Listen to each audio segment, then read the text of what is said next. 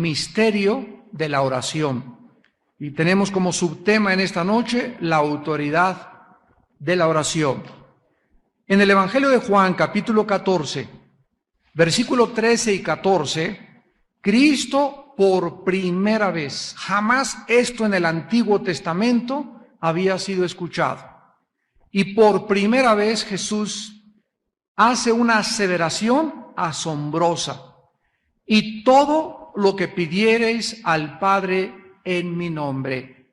Recordamos que en el Antiguo Testamento, cuando oraba el pueblo de Dios, le oraban a Yahweh, a Jehová.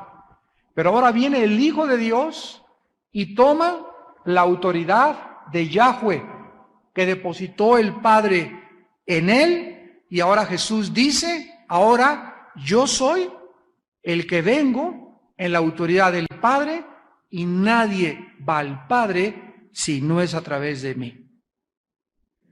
Todo lo que pidiereis en mi nombre, lo haré para que el Padre sea glorificado en el Hijo. Si algo pidiereis en mi nombre, yo lo haré. Nos acercamos en esta noche a una área tremenda de la oración, que es la autoridad de la oración. Podemos en esta noche adelantarnos para decir, solamente aquellos que han nacido de nuevo, solamente aquellos seres humanos que han recibido y aceptado la vida de Jesús en sus vidas, son los que tienen autoridad para orar. Ya vimos en la conferencia pasada que en todas las religiones se reza, y no saben ni a quién le están rezando, ni por qué están rezando, ni tienen la garantía ni la seguridad de sus rezos. Es una expresión por la eternidad que cada uno de nosotros llevamos desde que Dios nos creó. Pero cuando venimos a Cristo, comenzamos a experimentar lo que se llama la conversación con Dios, comenzamos a unirnos con Dios a través de su Espíritu, y es el Espíritu Santo que recibimos cuando invitamos a Cristo a nuestra vida, el que nos capacita, el que nos habilita, el que nos proporciona y nos da el poder para que cuando oremos podamos sacudir las puertas mismas del infierno.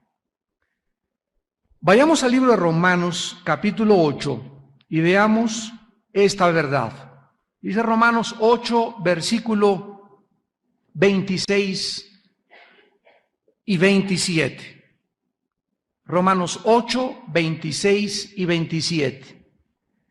Y de igual manera el Espíritu nos ayuda en nuestra debilidad. Aquí Pablo está hablándole a los cristianos, y lo primero que se nota es que nosotros, aún siendo cristianos y teniendo el Espíritu Santo y la naturaleza divina de Dios, nuestra carne sigue siendo débil.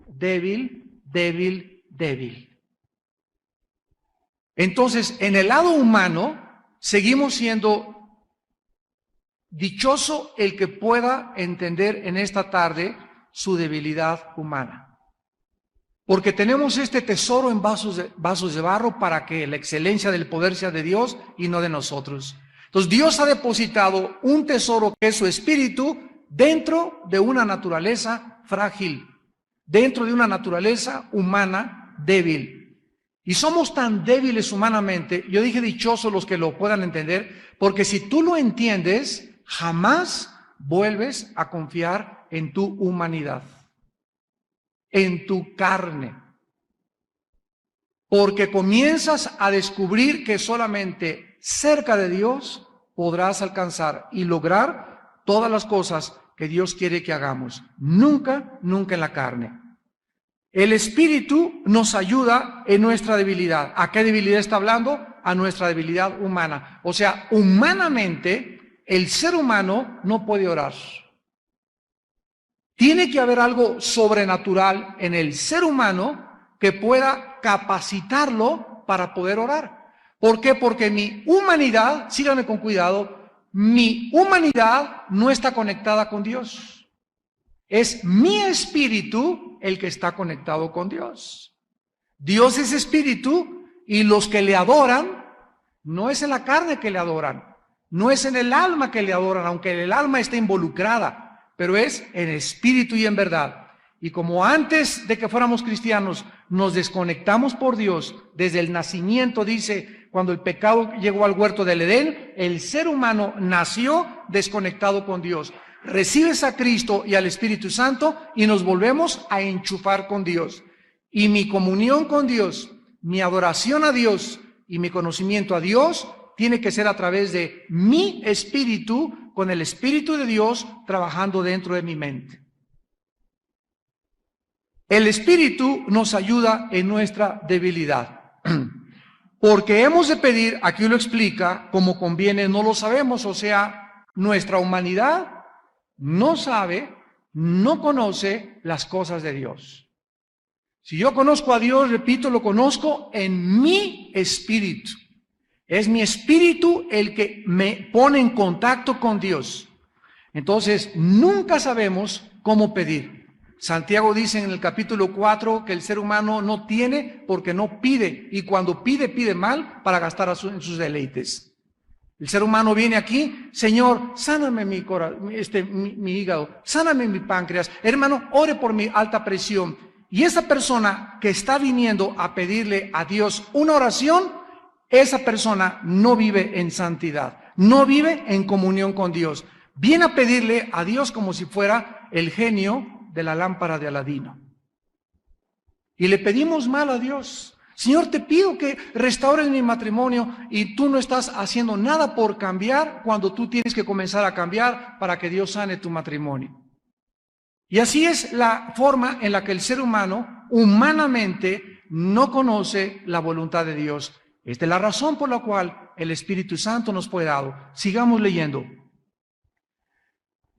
Como hemos de pedir no conviene, no lo sabemos, pero el Espíritu mismo, está hablando del Espíritu de Dios, intercede por nosotros con gemidos indecibles. Yo recuerdo hace muchos años cuando oí una conferencia de un señor que dijo que esto eran las lenguas. Y aunque sabemos que existe el don de lenguas y que hay personas que tienen este don y no todos lo tenemos, estas no son lenguas, porque aquí está hablando de gemidos que no se pueden pronunciar. La palabra indecibles significa que no se pueden ni siquiera expresar. Y en segundo lugar, no está hablando del ser humano, aquí está hablando que es el espíritu el que está gimiendo indeciblemente. Comprobémoslo en el versículo siguiente. Mas el que escudriña los corazones, o sea, el Padre, sabe cuál es la intención del Espíritu, porque conforme a la voluntad de Dios intercede por los santos. ¿Quién es entonces el que le lleva a Dios lo que muchas veces en mi corazón yo no puedo expresar? El Espíritu Santo. El Espíritu Santo gime y sufre junto conmigo. El Espíritu Santo es tan hipersensible que cuando estamos quebrantados con un corazón contrito y humillado, podemos caer y no sabemos ni qué decirle a Dios. El Espíritu Santo dice, no hay necesidad de palabras. Yo voy a subir al Padre y le voy a expresar y le voy a dar a conocer tu condición. Y yo voy a interceder por ti, porque a su derecha está sentado el Hijo, el cual vive para interceder por nosotros. El Espíritu entra en nosotros, intercede y eleva la oración, y el Hijo de Dios se para delante del Padre y le dice, ¿verdad? Son mis hijos. Y el Padre tiene verdaderamente que contestar nuestras oraciones porque estamos pidiendo conforme a su voluntad. Muy bien, ¿qué es lo que nos da la autoridad para orar? Asegurar en esta tarde nuestra respuesta en el corazón va a ser esencial si queremos tener una vida de oración efectiva. Ya vimos anteriormente que la oración es el vehículo, apúntalo si no lo sabes todavía. La oración es el vehículo a través del cual nos comunicamos con el Dios invisible. Es el medio de nuestra comunicación con el Dios invisible y el medio a través del cual nuestro espíritu afecta y es afectado por la voluntad y el propósito del Creador. El Espíritu Santo va a usar la Biblia para revelarme la voluntad del Padre y el propósito del Padre para mi vida y para tu vida. Yo tengo que conocer el plan de Dios y los propósitos eternos, porque ya vimos desde la primera conferencia, los propósitos de Dios son eternos, para que cuando yo ore, esté orando conforme al plan de Dios, porque si lo que yo le pido a Dios forma parte de su propósito para mi vida, tengo la seguridad de que mi oración es contestada. Les voy a dar un ejemplo. Dios dice que nuestros hijos serán como olivos junto a nuestra mesa. Dios dice, serás salvo tú y tu casa. Dios dice en los Salmos, mi semilla, mi descendencia será bendita. Entonces, todo cristiano y toda cristiana debe de apropiarse de esta promesa. Es la voluntad de Dios que mis hijos lo conozcan. Esa es la voluntad de Dios. Por lo tanto, seguiré orando por ellos. Y aunque tu hijo esté ahorita en drogas y tu hija se haya ido de la casa y estés viendo ahorita en el mundo visible algo que no forma parte del mundo invisible, aún así tú tienes que aferrarte a las promesas de Dios y no desmayar en tu corazón, porque serás salvo tú y tu casa. Y nosotros y nuestra casa no implica a nuestros primos, ni nuestros papás, ni nuestros cuñados. Está hablando de mi matrimonio y de nuestros hijos. Ahora, si tú oras como matrimonio y la voluntad de Dios es que tu pareja pueda ser tu ayuda idónea, pero tu esposa se atranca y no quiere caminar y tú sigues caminando con Dios, el propósito de Dios no es que te divorcies. El propósito de Dios es que tú sigas buscándolo a Él, te olvides de ella, tú síguelo amando y todo, cuídate del adulterio, porque es muy fácil cometer adulterio cuando el cónyuge no está colaborando con uno. Y si tú mantienes tu santidad delante de Dios, déjale a Dios a tu esposa, déjale a Dios a tu esposo. Si tu esposa no ha cometido adulterio, Dios te la quita de alguna manera, algo le pasa, ¿verdad? Se va a la barranca o se le cae el volcán Paricutina ahí arriba, o lo mismo al tumor con el que estás casado, que te ha hecho la vida de cuadritos, pero solo Dios sabe si la persona a nuestro lado es la persona que forma parte de su propósito para poder llegar a completar la misión que Dios nos ha encargado. Nuestra misión es cambiar nosotros, seguir a Dios y dejarle a nuestra esposa, a nuestro matrimonio y a nuestros hijos en sus benditas manos. Vayamos al libro del Génesis y repasemos brevemente la caída humana, porque es sobre esta base que podemos nosotros orar. Originalmente Adán y Eva tenían comunión con Dios, estaban conectados con Dios. Y la relación que tenía Adán con Dios era de oración, al grado que dice la Biblia que la voz de Dios se paseaba por el huerto. O sea, continuamente ellos estaban oyendo, Dios nos dio oídos, nos dio una mente para entender, oían y entendían su voz. Y tenían una conversación y una comunión íntima con Él. Yo no puedo conocer a nadie más que a través de mi comunión con esa persona. Todo esto lo vimos en la clase anterior. Si tú quieres conocer a una persona, necesitas pasar tiempo con esa persona. Si como matrimonio ustedes no pasan juntos tiempo diario, media hora diaria o de vez en cuando luna de miel o que no tengan tiempo de platicar y la comunicación se rompa en el matrimonio, es un matrimonio dividido por las fuerzas del infierno. La barrera más grande de un divorcio es la falta de comunicación en el matrimonio, donde tú ya no le hablas a tu esposa, tu esposa no te habla a ti, ¿cómo la voy a conocer? No, esta vez, vieja chillona, siempre que llego esta eso, ella habla mal de ti también, y nunca han podido entenderse, ni comunicar sus emociones, ni sus sentimientos, por falta de comunicación. Así hay muchos cristianos que dicen, ay, si Dios es Dios, ¿por qué manda temblores? ¿Por qué manda huracanes? ¿Por qué permite estas cosas? Por tu falta de comunicación con Él, no esperes entenderlo. Pero si tú mantienes una comunicación ininterrumpida con Dios, dice la Biblia, los entendidos entenderán todas las cosas. Daniel capítulo 12. En Génesis 3, vemos nosotros en qué estado quedó la humanidad después de la caída, porque es importante recordar el estado en el que tú y yo nos encontrábamos antes de nacer de nuevo. En primer lugar, en Génesis 2:17, Dios le dijo a Adán y Eva que el día que comieran iban a morir.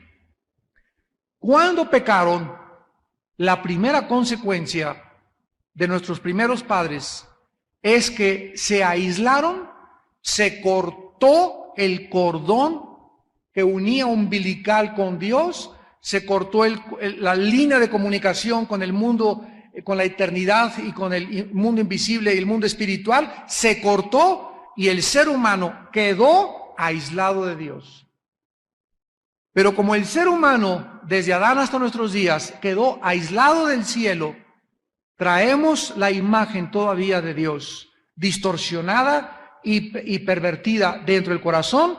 Sabemos que hay un Dios, sabemos que hay la eternidad, y el ser humano inventó las religiones para tratar de ¿qué? De poder, a través de adorando al Paricutín, adorando a las torres de Teotihuacán, adorando a los dioses de Aquiles, a los dioses griegos.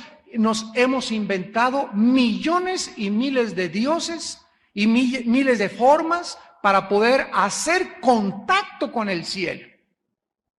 Y nadie nos podrá decir cómo hacer contacto con el cielo si Dios no hubiera bajado a esta tierra en la persona de Jesucristo y nos hubiera dicho, yo soy el vehículo para que tú te conectes con mi Padre otra vez. Entonces, lo primero que el ser humano sufrió fue aislarse de Dios. En segundo lugar, dice en Génesis 3:9, que quedamos confundidos e inseguros de nuestra verdadera identidad. Quedamos confundidos e inseguros acerca de nuestra verdadera identidad. Mas Jehová, Dios, Génesis 3:9, llamó al hombre y le dijo, ¿dónde estás tú? Y desde Adán hasta nuestros días, el ser humano no sabe de dónde viene, dónde está y a dónde se dirige. Son las tres preguntas de todas las religiones y de todos los filósofos.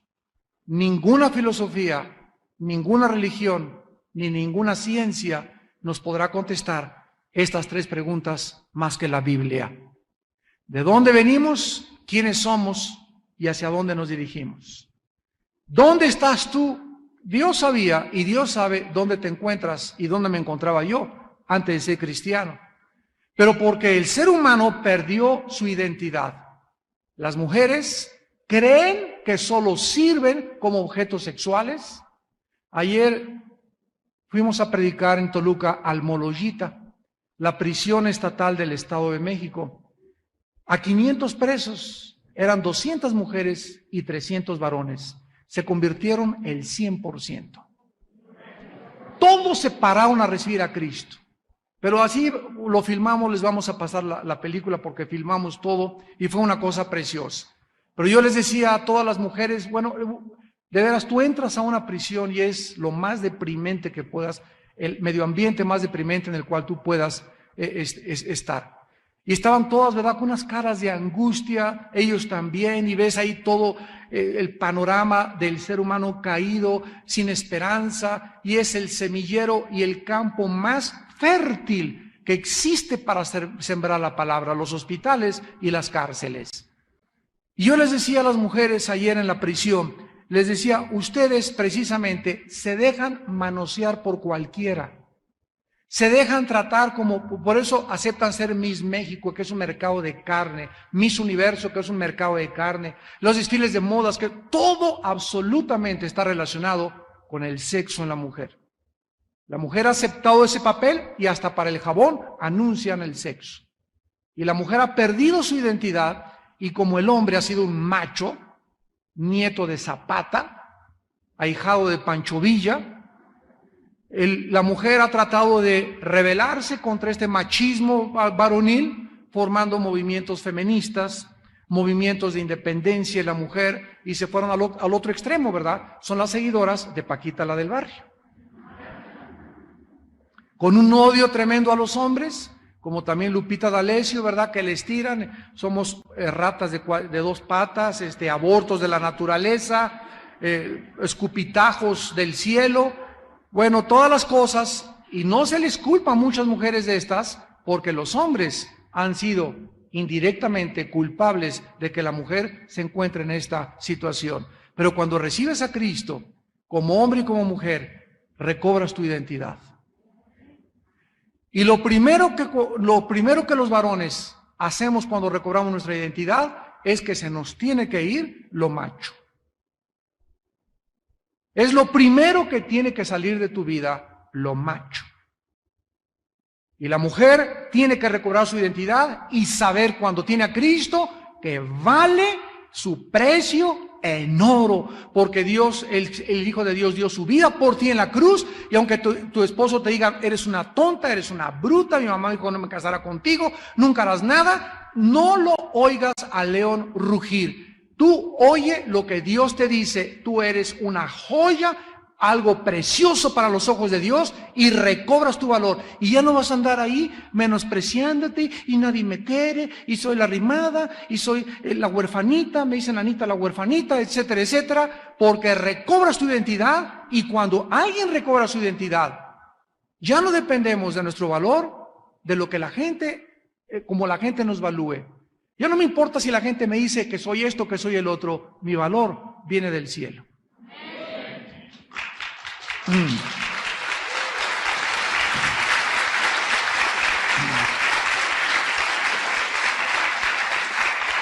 En tercer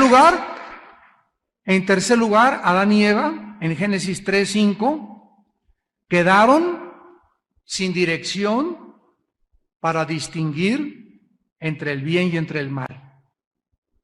En tercer lugar, cuando nacemos, todos los seres humanos, y continuamos en el siglo XXI, los que no tienen a Cristo en su vida, siguen sin saber qué es bueno o qué es malo. En otras palabras, una persona que no es cristiana es una persona que ella, de acuerdo a su ética inventada por ella, y de acuerdo a su perspectiva de cómo ve el mundo, y de acuerdo a sus conclusiones o proposiciones filosóficas, ella es la que va a determinar que lo que estoy haciendo es bueno o lo que es malo. Por ejemplo, tú le preguntas a un homosexual o una lesbiana y te va a contestar, es mi estilo de vida, tenemos derechos, respétenos. Esa es la perspectiva de ellos. ¿Estaremos mal nosotros o estarán bien ellos?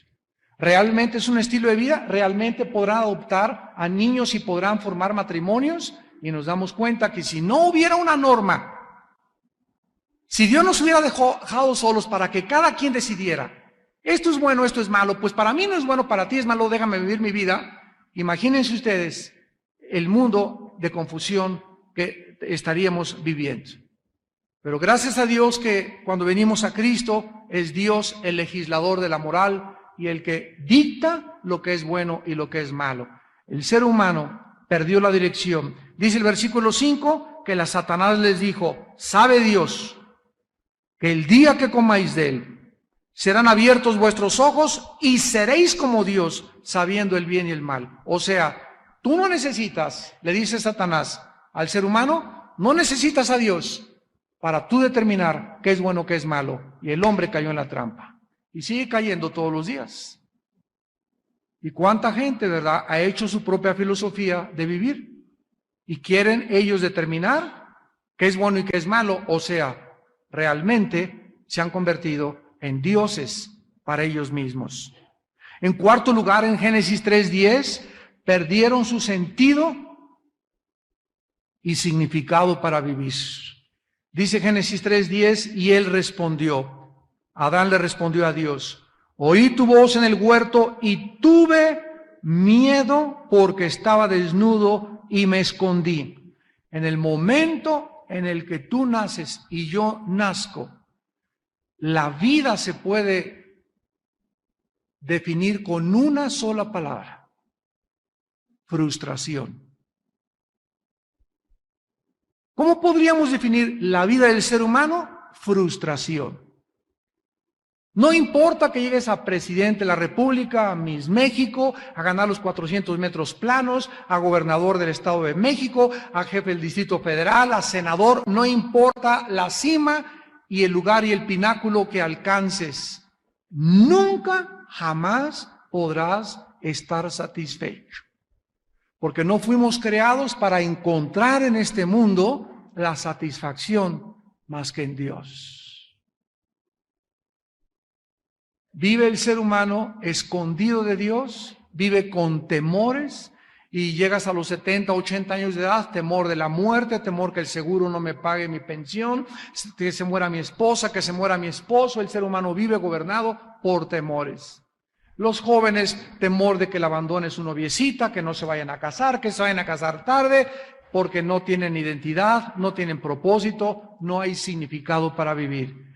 Cristo dijo, cualquiera que beba de esta agua volverá a tener sed. Pero el que beba de mí, el agua que yo le doy, será como una fuente que salte para vida eterna. Y finalmente, en quinto lugar, ahí mismo en el versículo 10, en quinto lugar, la pareja humana quedaron gobernados por el temor, en lugar de la confianza en su Creador. Tuve miedo porque estaba desnudo y me escondí. Y desde entonces hasta nuestros días, el ser humano tiene miedo de subirse al avión, miedo de las arañas, miedo del cáncer, miedo del SIDA, miedo de abandono, miedo del rechazo, miedos, temores, temores, temores, temores. Y Jesús vino a hacernos libres de los temores, libres de las ansiedades, libres de los problemas en cuanto al futuro, libres del pecado, libres para que tuviéramos en la oración el poder de ser libres. Vamos pues a comenzar en esta tarde, en Efesios capítulo 1, a analizar que el plan de Dios para la redención es consistente con su carácter y sus propósitos. Hemos visto que los propósitos de Dios son eternos, o sea, lo vimos en la primera conferencia. Lo que Dios se propuso desde el principio, la caída humana no abortó su plan, no interrumpió su plan más que temporalmente. Pero cuando vamos al libro de Apocalipsis, encontramos que los propósitos originales de Dios, desde antes de que la fundación del mundo fuera llevada a cabo, desde antes de que Adán y Eva cayeran, esos propósitos de Dios se van a cumplir porque lo que Dios dice se tiene que cumplir. Y como estos propósitos de Dios son eternos, yo tengo que saber que Él perfeccionará en mí lo que Él ha comenzado. Como Dios le dijo a Abraham, no te dejaré hasta que cumpla en ti el propósito por el cual te llamé. En Efesios 1, versículo 4, podemos encontrar esta verdad cuando dice la Biblia con una profundidad excelsa: nos escogió de Él antes de la fundación del mundo, para que fuésemos santos y sin mancha delante de Él, antes de que creara Dios el universo, la primer pareja, antes de que hubiera árboles, antes de que hubiera animales. En la mente de Dios había un plan, que los seres humanos que regresaran y cayeran, que habían caído y que regresaran a Él, fueran santos y sin mancha delante de Él. Vamos por orden. En esta noche he conocido, Padre mío, que tu propósito para mí es que yo sea santo. Es la prioridad de Dios para mi vida. la santidad. ¿Por qué, Señor? Y me contesta Dios, porque es la única manera de que seas feliz.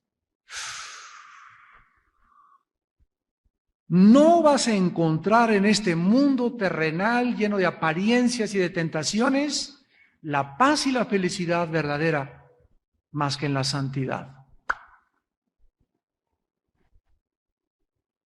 Dios ha diseñado que si yo soy santo, sea feliz.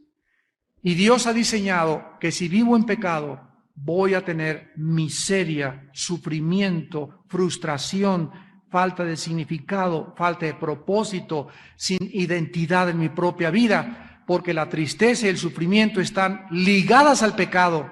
La felicidad y la paz están ligadas a la santidad. Pero cuando nosotros comenzamos a entender esto, nos damos cuenta que nuestra, dijimos al principio, humanidad, nuestra carne, hace todo lo posible y nos grita y nos pide que le demos gusto. Y vas caminando por la calle, estás casado y pasa una muchacha guapa y relinchas como caballo bien alimentado detrás de ella. Ya tienes 4 o 5 kilos de a la tola en la noche y a los tamales de rajas. Tienes problemas con tu salud y no la cuidas. Sabes que estás casado y que la fidelidad a tu esposa es y está ligada a tu felicidad y le eres infiel a tu esposa. Por eso vives como vives, tan frustrado, tan vacío, y nunca vas a encontrar, ni tú ni ella, el significado y el propósito de vivir. Porque desde antes de la fundación del mundo, Dios nos escogió para un propósito, ser santos. ¿Y saben por qué nos escogió para ser santos? Porque Él quiere lo mejor para nuestra vida. Y Él sabe que solo la santidad me puede hacer feliz.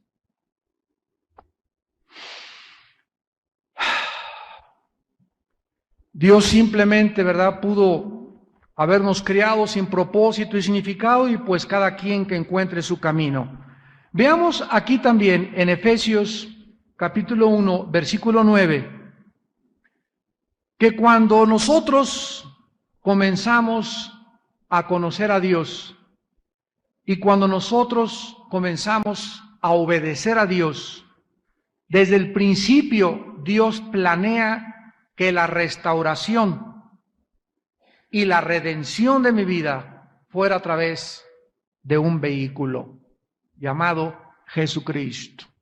Dice Efesios 1, versículo 9, dándonos a conocer el misterio de su voluntad, según su beneplácito, el cual se había propuesto en sí mismo. Cuando comienzas a caminar con Dios, comienzas a conocer ¿qué cosa? ¿Qué cosa? El misterio de lo que Dios quiere para mi vida. Yo no voy a poder conocer lo que Dios quiere para mi vida si no camino con Él, si no soy santo. Pero si camino en santidad y entiendo, porque es algo que tenemos que entender, que sin santidad nadie verá a Dios. Si yo entiendo qué es la santidad, la manera en la que voy a vivir tranquilo, con paz, con las bendiciones de Dios, voy a conocer a Dios y voy a conocer los misterios escondidos en la Biblia, porque todos los misterios de Dios están revelados en la Biblia, o los que Él quiso revelarnos. Y dice la Biblia que esta voluntad de Él se la propuso en sí mismo, y como lo vimos desde antes de la fundación del mundo. Ahora ven en Efesios 3,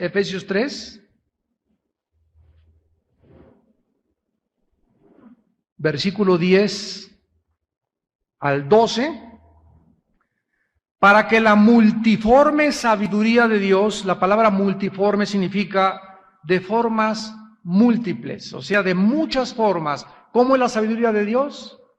¿Tú has visto un diamante con un ojo especial, con un lente especial, un diamante? Tiene cantidad de caras.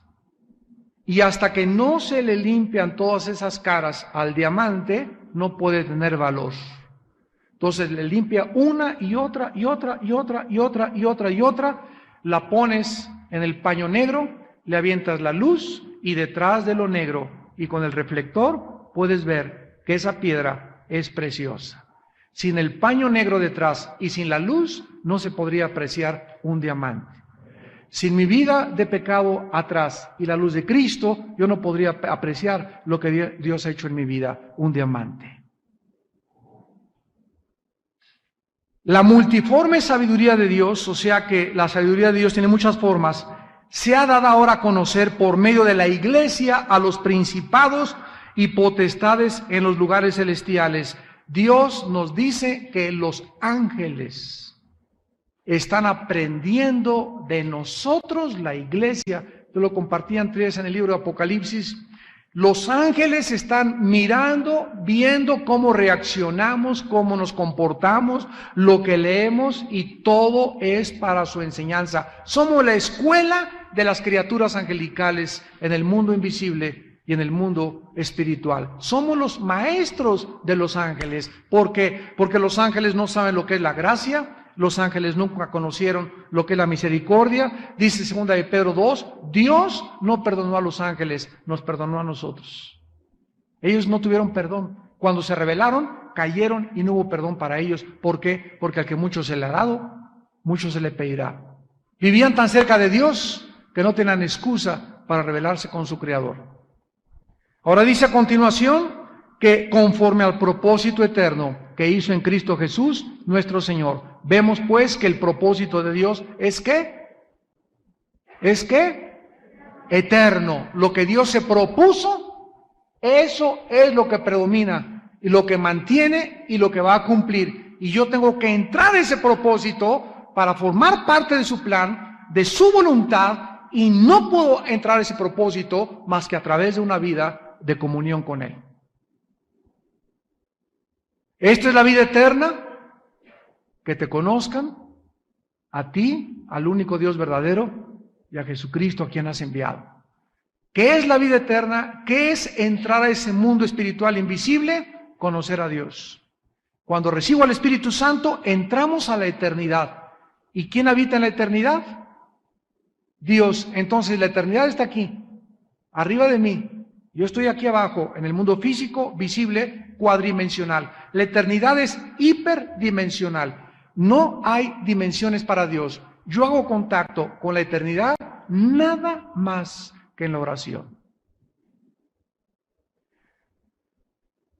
Ahora dice la Biblia claramente que Jesucristo, vamos a Romanos capítulo 5, Jesucristo es en primer lugar el segundo Adán. Así se llama Jesucristo, el segundo Adán. ¿De qué manera pudo Jesús, en el propósito eterno de Dios, lograr que ese propósito eterno de Dios se llevara a cabo? ¿Se acuerdan ustedes que la Biblia nos menciona que Jesucristo fue inmolado hace 2000 años? Jesucristo fue inmolado desde antes de la fundación del mundo. O sea, la cruz, antes de que el mundo fuera creado, Dios ya la tenía en sus propósitos, porque son eternos. Y cuando Cristo muere en la cruz hace 2000 años, Cristo estaba cumpliendo el propósito y la voluntad de su Padre. ¿Y qué fue lo que hizo Jesús para mantener la voluntad de su Padre y conocer la voluntad de su Padre? Vivir en continua comunión con Él y hacer su voluntad. Dice aquí en el libro de Romanos capítulo 5, versículo 15, pero el don no fue como la transgresión. Aquí está hablando de la gracia y del pecado. O sea, la gracia que Dios nos da no es como el pecado original de Adán y Eva. Porque si por la transgresión de aquel uno es Adán, murieron los muchos, abundaron mucho más para los muchos la gracia y el don de Dios por la gracia de un hombre, Jesucristo. Vean esta pluma que tengo aquí. Hay gente que me ha dicho, bueno, Armando, por favor explícame, ¿qué culpa tengo yo de que ese patán de Adán y su esposa mugrosa Eva, ¿verdad?, hayan pecado y se hayan rebelado, y 6,000 años después Dios me culpe a mí. Le dije, bueno, te lo voy a explicar. Esto es una balanza. Dios creó al mundo en una balanza. Aquí estaba Adán y Eva en el centro de la balanza. Entonces Dios le dijo a Adán y Eva, tú puedes caminar hacia acá e inclinar la balanza hacia acá, o inclinarla hacia allá, o mantener el equilibrio de la balanza si te mantienes en el centro. Pero si tú comienzas a caminar para acá, que es el lado negativo, vas a morir y te vas a separar por mí. Adán y Eva se inclinaron hacia acá y la balanza se inclinó desde Adán hasta nuestros días del lado izquierdo. Y cuando nacemos, todos nacemos inclinados y con la tendencia hacia la maldad. Y si no, pregúntaselo a tu hijito de 1 año y medio y 2 años. A los niños nunca les vamos a enseñar a portarse mal. Por naturaleza se portan mal. Les enseñamos a portarse bien, les enseñamos a caminar para acá porque nacemos en pecado y con la tendencia hacia la maldad desde el nacimiento. Muy bien, entonces como el ser humano, Dios sabía que iba a culpar a Dios de que qué culpa tenemos que nos hayan inclinado, Dios mandó a otro hombre e hizo esto el otro hombre, Jesucristo. Desde hace 2000 años que Jesucristo vino al mundo, vino otra vez a nivelar la balanza. Entonces, si tú te vas al infierno, tú nunca le podrás decir a Dios, yo no tengo la culpa de que alguien haya muerto, porque Dios te va a contestar, si por un hombre naciste con la tendencia del mal, yo te mandé a un segundo hombre para que fuera mucho más grande dentro de ti el poder para servirme que el poder para la maldad. Te vas al infierno no por culpa de Adán y Eva, te vas al infierno porque no quisiste la medicina. No quisiste enderezarte. Quisiste permanecer en el estado en el que naciste. Y esta es la condenación, que la luz vino al mundo y los hombres amaron más las tinieblas que la luz, porque sus obras eran malas. Ahora vean ahí en Romanos 5, en el versículo 17 al 19. Pues si por la transgresión de uno solo reinó la muerte, o sea, ¿por qué morimos? Porque el primer ser humano inclinó la balanza hacia la izquierda, pecó y hemos heredado genéticamente en el espíritu y en la sangre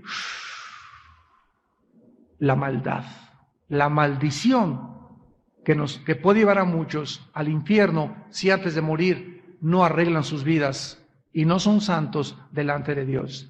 ¿Saben ustedes que en 1860, me voy a detener en un paréntesis, en 1860 había un hombre, un monje austriaco llamado Mendel, y fue el primer científico que hizo experimentos con chícharos y que comenzó a determinar las características genéticas hereditarias del ser humano. O sea, Mendel demostró que se transmitían las características de los genes de generación en generación.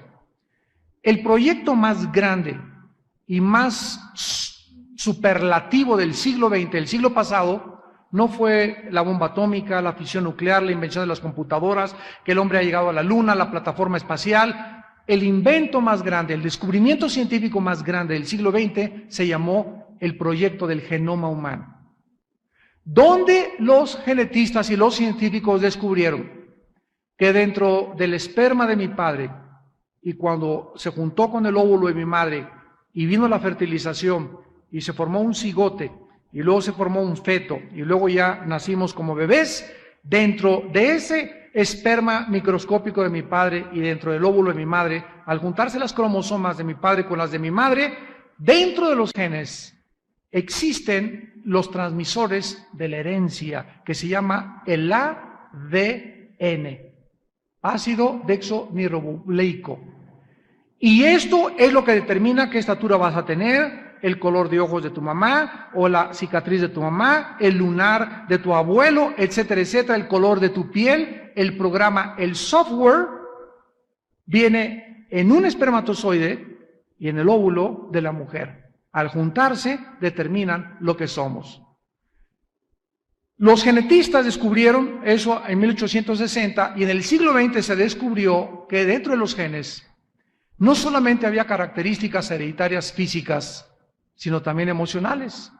Y de ahí oímos que sacó lo berrinchudo de su abuela, sacó lo terco de su papá, sacó la dulzura de su madre. Las características emocionales nos están hablando, señores ateos, que es imposible que la materia pueda producir conciencia, que la materia químicamente pueda, a través de billones de años de evolución, producir emociones ni sentimientos, ni la inteligencia, porque la nada no puede producir nada. Entonces, la conciencia, ¿de dónde salió? ¿De dónde salieron las emociones y los sentimientos si es que somos pura materia, como dicen los materialistas? Entonces, es increíble que hayamos heredado también herencia física y herencia emocional o almática, pero la Biblia es el único libro que le dice al ser humano que hemos heredado una tercera parte, porque somos espíritu también. Hemos heredado la maldición del pecado. Shakespeare le llamó el defecto trágico, Marx la lucha de clases, Sigmund Freud el medio ambiente, y todos estamos de acuerdo en que el ser humano tiene un problema, va de mal en peor, menos el Dalai Lama que dice que vamos mejorando cada día.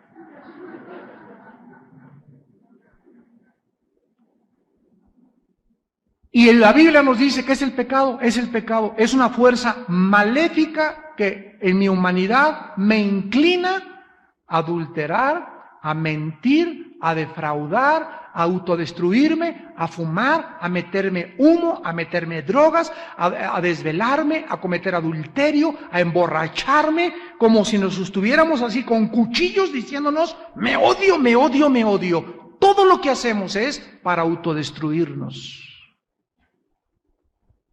Qué contradictorio, ¿verdad? Para un ser humano que se le califica como racional y como altamente inteligente. Pero esa fuerza que nos lleva a la destrucción es la que Dios viene a contrarrestar con la entrada de Jesucristo dentro del ser humano. La Biblia nos dice que hemos heredado el pecado y el pecado viene, abre los oídos, en la sangre. ¿Por qué José, el esposo de María, no pudo tener relaciones con ella para que naciera el Mesías? ¿Por qué? ¿Por qué no hubiera podido nacer como tú y como yo el Mesías? Porque la Biblia dice que así, Romanos 5:12, así como el pecado entró al mundo por un hombre, y por el pecado la muerte. Estoy hablando de un versículo citado hace 2000 años por el apóstol Pablo, y aquí se encuentra la genética. Así la muerte pasó. ¿Cómo que pasó? ¿Pasó a través de dónde? ¿Cómo es transmitida la muerte a través de todos los seres humanos? ¿Cómo es transmitido el pecado a través de nosotros si no es a través de los genes? Y los descubrimientos de la genética nos clarifican y nos dicen, la Biblia tenía razón. El lenguaje científico de la Biblia es más moderno que los descubrimientos científicos de mañana en la mañana. La muerte pasó a todos los hombres. ¿Cómo se transmite la muerte? Porque hay algo dentro de mi madre, mi padre, mi abuelo, mi bisabuelo que yo estoy recibiendo y que me está envejeciendo mi cuerpo, deteriorando mis células, y todos vamos a llegar a los 80, 90 años de edad y todos tenemos una cita con el panteón. Ahí acabamos todos, porque está establecido los hombres que mueran una sola vez y después el juicio por causa del pecado. Sigamos leyendo en Romanos 5 para terminar. Versículo 17. Si por la transgresión de uno solo reinó la muerte, vean ustedes que la muerte se le designa como una reina. La muerte. ¿Quién es un rey? Alguien que tiene dominio, alguien que da órdenes, alguien que manda, alguien a quien se le tiene que obedecer. La muerte reinó. Estábamos sujetos los seres humanos antes de la resurrección de Cristo a morir. Finalmente, sin ninguna esperanza. Reinó la muerte por Adán. Mucho más reinaremos en vida por uno solo, Jesucristo, los que reciben la abundancia de la gracia y del don de la justicia. El momento que entra Cristo a mi vida, dice Hebreos 2, 14 y 15, porque era necesario que Él participara de carne y de sangre para destruir por medio de la muerte al que tenía el imperio de la muerte, Satanás, y librar a todos los que por el temor a la muerte estaban sujetos a ser esclavos.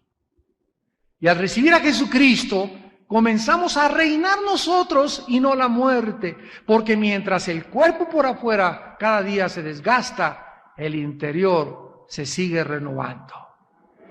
Y ya estamos reinando en el Espíritu y ya tenemos la promesa de la resurrección y le perdemos el miedo a morir. Todos tenemos que morir de alguna forma, ¿verdad? Ya sea un avionazo, que te caiga un ladrillo en la cabeza, de cáncer, de sida, de enfermedad, de atropellamiento, de embolia, de ataque al corazón. Todos tenemos que morir. La forma como tenemos que morir le pertenece a Dios. Pero la Biblia dice que tú ahorita debes demostrar, si eres cristiano, que estás reinando en vida.